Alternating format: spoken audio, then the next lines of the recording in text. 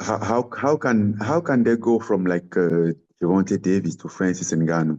Come on, like the weight different and everything. It make no sense.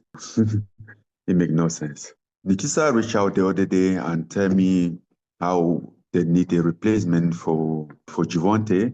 Then I say, okay, what can I do for you? He said, yeah, we're looking for a replacement, but I still haven't get it. I was like, okay, then what exactly can I do for you? Like we would think about you to fight Jake. I'm like, what? I'm like, who's Jake? I was so confused. I'm like, no, bro, come on. Don't disrespect me like that. He sent out some number. I'm like, it's not about the number. I'm not just interested. He make no sense for me. Is it flattering at least that they're thinking about you? I think it's disrespectful instead. What flattering? Come on. Hey everybody, welcome back. Welcome to Duality 7X. Wow, this weekend's been incredible. We had UFC 111 Vegas. We had an unbelievable, beautiful boxing match that saw Victor Ortiz Jr. Take out Lubin in 2 rounds. And then it was a drama that ensued after that was absolutely incredible, where you had Jerome Boots Ennis, who was sitting ringside, came out with his promoter Eddie Hearns. They came into the ring, and then there was a back and forth between Victor Ortiz Jr. and Jerome, and it looks like it's setting up for a big possible showdown between these two unbelievable young fighters. So I can't wait for that, guys. I just did a video on it. So let me know in thoughts and comments, your thoughts and comments. Sorry, and if you know what your feedback is on that, and if this is a fight that you actually want to see, or do you want to see maybe these guys fight other fighters, right? Because they totally could. And so anyhow, it was a very interesting match card. I was very well entertained. That said, I do want to switch gears here a little bit, and I want to talk about an ongoing story. Geez, I thought the whole. I remember doing some stories on Roger Jackson and Psycho Stu and the whole melee that happened between these two guys, and that story just kept going on and on and on.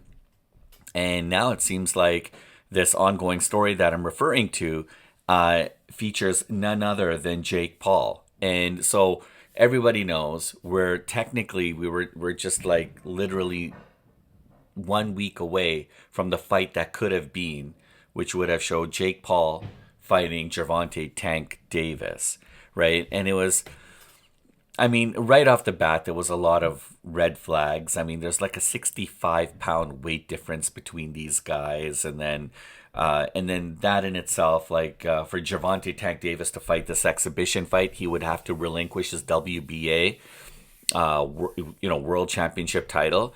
That's a pretty big sacrifice. But I mean, I guess the payday for this event would have made up for it. But there's a lot of other things too, right? And I mean, so the long and short of it is these guys aren't fighting because Gervonta Tanks Davis has his ex-girlfriend launched a civil suit against him, and because of that civil suit and because of the allegations involved with that civil suit, there were rumors that Netflix had decided to cancel the event.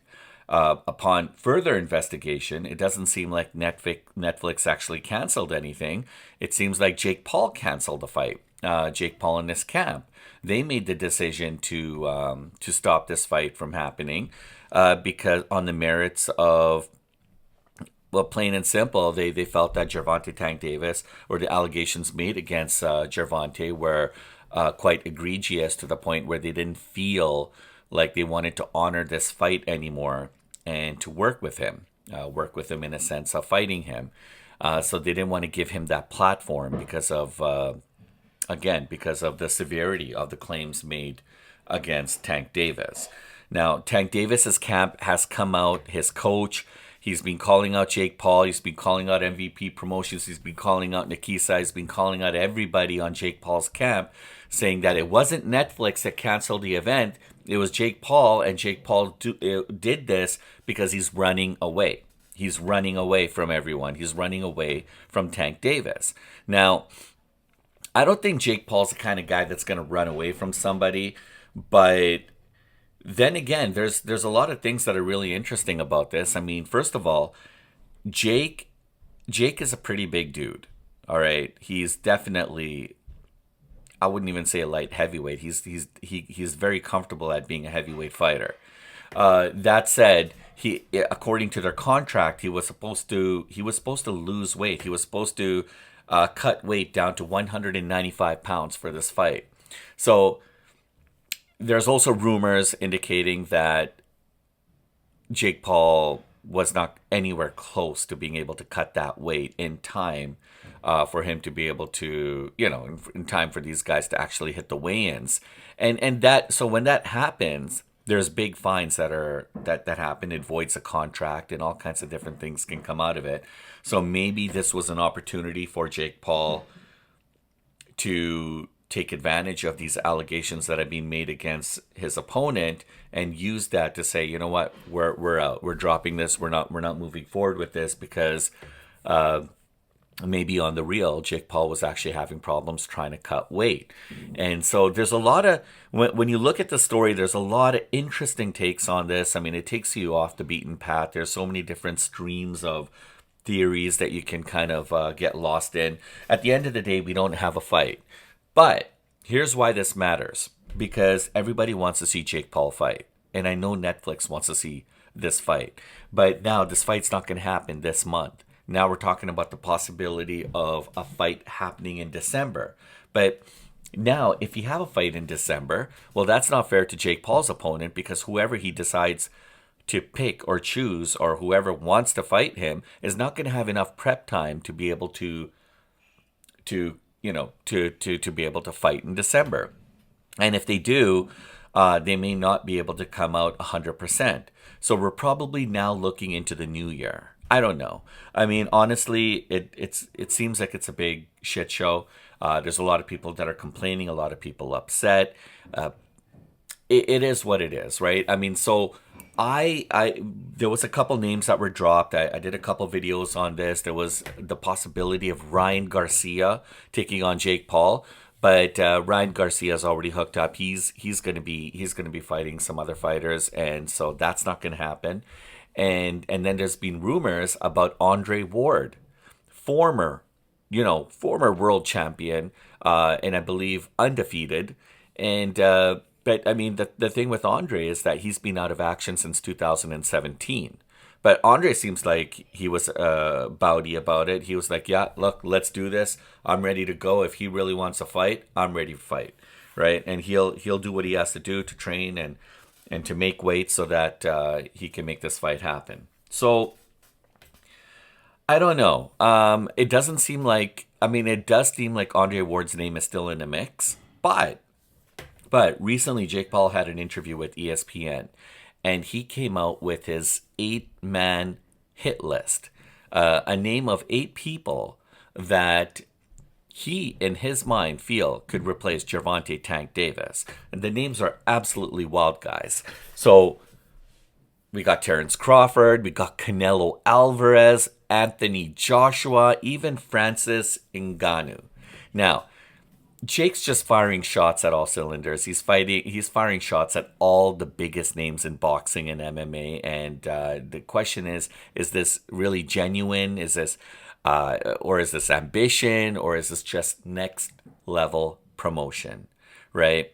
Whatever monies he was going to make from the Gervonta Tank Davis fight has now been subsequently elevated. We're probably talking about maybe 50, maybe upwards of $100 million if he can secure the top fighter right now. And just imagine Alexander Usyk, the world heavyweight champion right now in boxing. What if he and Jake were to throw down? That would easily be $100 million fight, guys. So anyways, there's some big names. You got Tyson Fury, but I'm going to just kind of walk you through some of these names and just kind of like a little blurb into why Jake Paul feels that these opponents would actually be good candidates for his next opponent. So let's break down all the drama, especially that surrounding Tank Davis. the fallout with Ngannou. So guys, Francis Ngannou and Jake Paul have been at each other's. I guess they've been fighting online, and they've been going back and forth. Jake is calling Francis Ngannou out, saying that he's ducking him, and Francis is like, no, I'm not ducking nobody. You want to fight? Let's fight. Let's go. Pick the place, name the place. I'll be there, right? So, anyways, there's a lot to unpack here, guys. But let's kind of get into it, and let's get into the nuts and bolts of the story. So, I mean, here's the thing. After canceling the fight with Tank Davis, right? The problem child, he just dropped probably, like, I don't know if these are clues, or I mean, I don't know what's really going on with his team, his camp, but they're marketing geniuses, guys. And when it comes to wanting to market and sell something, they know what they're doing. So Jake Paul drops this 8-man hit list, right? And I just kind of gave you some of the names that were on that list. It was absolutely crazy. It seems a bit messy, but I mean, this is pure Jake Paul energy, right? So the thing though is, I guess we should start with the whole Tank Davis thing, right? This big mess. It's really unfortunate that, for Tank, it seems like trouble just follows him. I don't know if he's got like a dark cloud that hovers over him, but the allegations made against Tank Davis from his ex-girlfriend were not from years ago. Because I remember I was chatting with somebody online, and they're like, "Oh, you know what, Sheeraz? No. That this is unfortunate for Tank," and I'm like, "How so?" Well, his ex-girlfriend is making all these allegations from events that happened years ago that were completely irrelevant to what's happening today. So she's just doing this right now because of a big payday. I'm like, whoa, wait a minute. You're telling me that these allegations that Tank Davis's ex-girlfriend made against him actually happened years ago?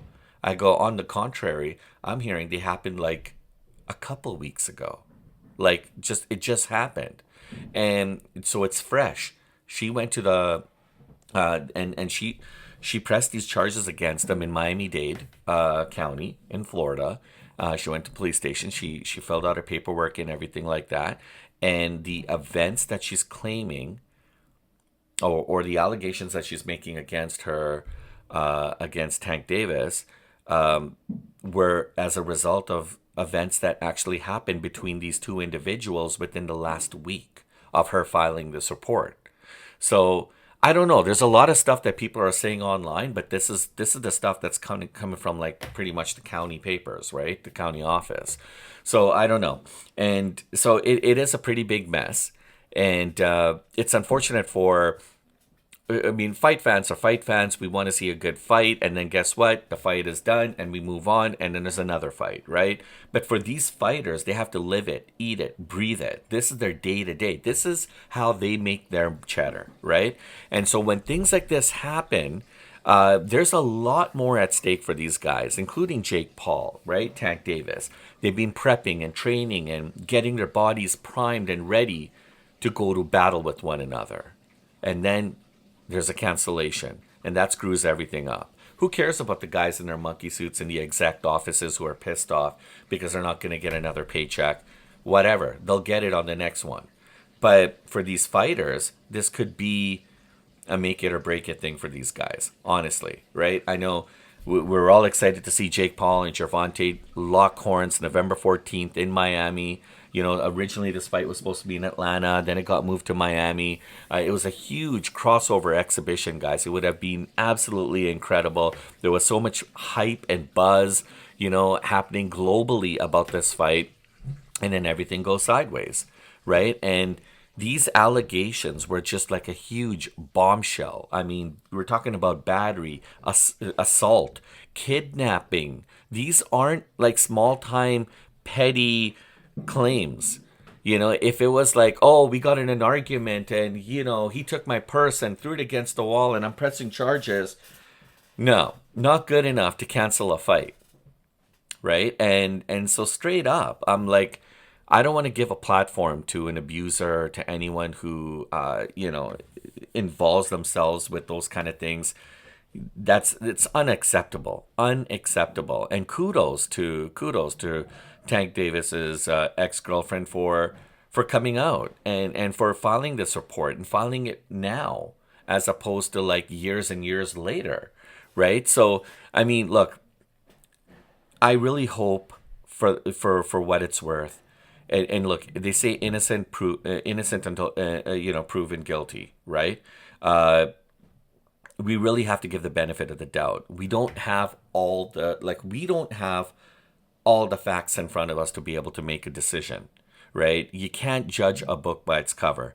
Yes, this kind of similar incidents have followed Tank Davis around. He's been in trouble for very similar stunts like this in the past, right? So we can't put it past them, but at the same time, we have to let the courts, do what they do and let it play out in the court system, and then from there be able to decide whether this man is innocent or whether he's not, right? But did they make the right move for canceling this? Possibly, yeah. I mean, but again, innocent until proven guilty, right? So yeah, I mean, these are serious charges. They're not small time. And I really hope, if Tank Davis did do what is, what his ex-girlfriend is claiming him to have done, I really hope he gets the help he needs so that he can build a better life for himself and continue to maintain and sustain his career as a fighter as well. Because this is the kind of news that only buries a fighter. It doesn't actually elevate them. Never. Right? So anyhow, was it a moral move? Was it a PR pivot? I mean, honestly, it really comes down to like the whole debate, like what happened, the cancellation, why exactly. Now Netflix doesn't even have a headline to go on. Did Jake Paul really have issues with his weight and cutting weight, didn't want to pay fines and all that kind of stuff? God even knows, right? So at the end of the day, he seems like he's very interested in wanting to fight. Yeah, he wants to flip the narrative. He sat down with ESPN and he's like, here's my list, right? So we talked about this. Terence Crawford, Canelo Alvarez, Alexander Usyk, the current world champion. Terence Crawford is a current world champion. Tommy Fury, who he's fought before, right? He's fought Tommy Fury before, and Tommy Fury won that fight. And then there's also talks about him wanting to lock horns with his brother's business partner, KSI, another social media, big-time YouTube influencer and turned pro boxer, or at least he's also boxing as well too. He was the CEO of Misfits Boxing, but now apparently Andrew Tate has taken over that organization. But a fight between Jake Paul and KSI, I've been hearing this a lot. So it would be good to finally see this kind of come to fruition. I would like to see it. And then there's also talks about AJ, Anthony Joshua, right? And then get this, guys. Get this. We also talked about King Ryan Garcia. But I already told you that Ryan Garcia, they've got plans for Ryan Garcia. He's going to be fighting sometime early next year against somebody else. But here's a name that I was just blown away by. One of the names that Jake Paul is calling out as in his opinion, would make a good candidate replacement for Tank Davis, Alex Pereira. Yes, Alex Pereira. The same dude who at the age of 38 went in, destroyed Magomed Ankalaev within one round in his last fight. It was absolutely insane. Alex Pereira is on a different level. I'm not saying Jake Paul can't handle him. I'm just saying Alex Pereira is setting his eyes potentially on moving up in the UFC, going from light heavyweight to heavyweight, and really shaking things up. I mean, this guy's on a mission, man, and I don't think he's about to slow down. Even at his age, he's incredible. But yeah, I think that could be $100 million fight. 100% it could, right? So anyhow, when it comes to Terence Crawford, I mean, like, this would be a mega fight. And I mean, he says, look, respects all to Bud and everything and what he's done. He's arguably the best pound for pound fighter alive, but he really thinks that, but that he's got a chance here, right? I mean, Jake's a cruiserweight, okay. Not, I guess you can't really call him a heavyweight, right? I mean, technically he's a cruiserweight. He's a cruiserweight. That's his ideal, the division that he needs to be in. But cruiserweight, I would say light heavyweight, possibly heavyweight. But anyways, Crawford's a natural welterweight, right? And so that's like two whole divisions apart. Right? So, look, at the end of the day, Jake knows what he's doing. He's name-dropping legends, and he gets a lot of views. He gets a lot of clicks, a lot of clickbait, and it works. But at some point, one of those things is going to turn into reality for him. And if he does want to take on Terence Crawford, I don't know if Terence Crawford is going to come in. He's going to fight at welterweight, and Jake's going to fight at cruiser or light heavyweight, and that's that. Terence Crawford's not going to make the move up to accommodate anybody. Terence Crawford's the king of his division, the king of the boxing world right now. So yeah, that's going to be interesting. And then with Canelo, he's name dropping Canelo. Well, Canelo's out of commission right now. He's got a bad elbow. He had surgery on his elbow. He just came off the most unbelievable fight between him and Crawford. And I mean, there were talks actually about Canelo Alvarez and Jake Paul, a fight that could have potentially happened in Saudi, potentially during Riyadh season with the support of Turkey Al Sheikh. But no, he kind of, I guess, last minute Turkey Al Sheikh pulled Canelo into Riyadh season. The fight never really happened. But it could have been really, really interesting. Can you imagine Canelo Alvarez and Jake Paul? Wow. There's another $100 million easy fight, guys. So Jake's convinced that it's still possible, though, saying that Turkey's the guy who can make all this happen. And I mean, I'll be honest, if that fight somehow gets signed, it'll be one of the biggest boxing spectacles of all time. Okay, ever. Period. I mean, I think it would overshadow the Canelo Alvarez and Terence Crawford fight that just recently happened for all the gold. I think this could be the big fight of the era. Hands down. So, anyhow, I mean, when you're talking, then he name dropped, right, Anthony Joshua, Alexander Usyk. I mean, guys, like that, the whole throwing, calling out AJ just kind of threw me off guard, right? I mean, people keep telling Jake to fight somebody his own size. So he's like, fine, I'll fight somebody bigger than me. He's not listening. And yeah, AJ's a big boy, right? And can he handle AJ? Can he handle his power? I mean, AJ's recovering from elbow surgery too, right? So we're probably not going to see him fight anytime soon. Maybe sometime in the new year, maybe summerish, somewhere around there. But let's be honest. I mean, this is a massive mismatch in skill, in power, experience. I mean, look, still crazier things have happened in the sport. So we got to give him that due. But then what about for Usyk? I mean, Jake says he's on his MMA hit list. Apparently, he wants to fight him in a cage, not the ring. What? Alexander Usyk is not going to fight anybody in an octagon. I mean, this guy's a beast. He's built for the ring. You want to fight him, you fight him as a boxer. Good luck with that. I mean, I don't even know what to say. I mean, that's just Jake being Jake, I guess, right? I mean, he's tapping back into his, like, I don't know, wrestling roots and trying to stir up some crossover chaos. Maybe just to kind of draw the attention of Dana White and maybe some of the other MMA folks. But fighting Alexander Usyk in an octagon, yeah, I don't even know how that goes. I don't even know. It to me, I think it just turned into bare knuckle boxing fight, and that would be brutal. if that ended up like a bare knuckle boxing fight between Jake Paul and Alexander Usyk. And Usyk, as everyone knows, is the current world heavyweight champion. So yeah, he just came off his victory against Daniel Dubois. That happened in Leeds, England. Not Leeds, sorry, but it happened in the UK. Yeah, I mean, I don't see that happening anytime soon. But I mean, Tommy Fury, this is I mean, like, this is kind of personal, right? Because Tommy Fury technically is the only guy to have beaten Jake so far. You can't really say Jake is all about the money. Of course, though, this comes down to money.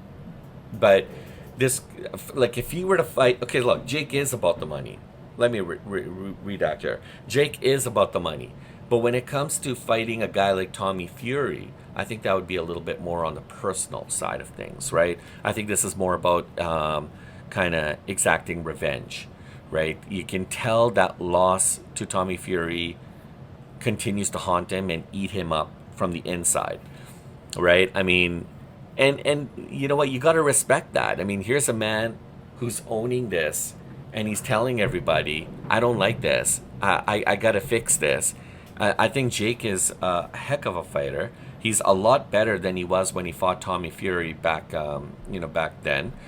So I could totally see a different Jake Paul this time, but I don't know. I don't know what Tommy's done since then. And Tommy, he's a formidable foe. I mean, this guy, he looked really good as well too. So I don't know, guys. That this would be interesting, right? But then, what about KSI? Here's a fight that was supposed to happen a long time ago, right? I don't know what happened. Why did this fight never come to fruition? I mean, they've been going back and forth for years, right? But weight issues and things like this and other factors keep kind of slipping into the equation and keep drawing these guys further and further apart. Jake admits it's probably not realistic anymore, but hey, that door's never fully closed in influencer boxing. And the fact that KSI has a business arrangement and partnership with Logan Paul, with Prime and all of that, it just kind of further complicates matters. But I do think that could be a more realistic fight first before any of these other fights actually come. If Jake Paul takes on KSI and he beats KSI, then Jake Paul can call out anyone he wants, and it's just really a matter of that fighter and their camp deciding whether or not they want to accept that challenge.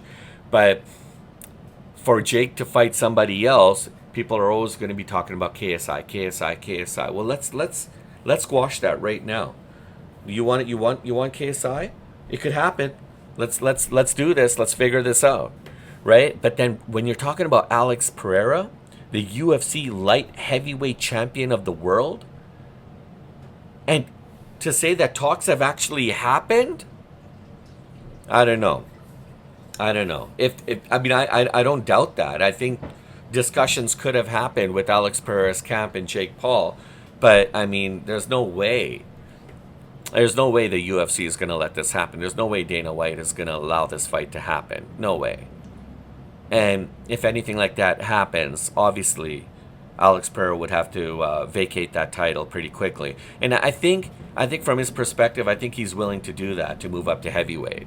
So it's going to be really interesting to see what happens, right? But yeah, I mean that would be crazy, right? You've got MMA fans and boxing fans completely glued to their screen. You want to talk about a major crossover event? That's it right there. And then, I mean, the whole thing with Ryan Garcia, I mean, once friends, now rivals. I mean, there's legit bad blood there, guys. I can actually see that one happening, but not anytime soon. I mean, Ryan's being pulled back. His suspension, his ban has been lifted. He's been welcomed back with open arms in the folds of the boxing community and world. They've got big plans for Ryan Garcia, and I don't think it has anything to do with Jake Paul as of yet. And then this whole drama that's going on with like Francis Ngannou, I mean, the situation just continues to get even more spicier as the time goes by. I mean, when Tank Davis got pulled, Jake's team apparently reached out to see if Francis Ngannou would actually step in for the Netflix card. But Francis shut it down immediately. And Jake didn't take it well. Jake didn't like that. He almost felt like belittled a little bit because he went online to say that Francis is scared of me. He doesn't want to fight me, and he's stuck in the mud. And I mean, that would be easy work. And then Francis Ngannou comes out and he's like, bruh, you don't even want to poke the predator like that. You know, like Ngannou fired back on social media telling Jake to watch his mouth, and even brought up the whole Mike Tyson fight, saying that Jake needs someone to discipline him for that stunt. So yeah, it's personal now, right? But honestly, I don't think this fight's going to happen. I mean, it feels like these two guys are really trying to control the narrative.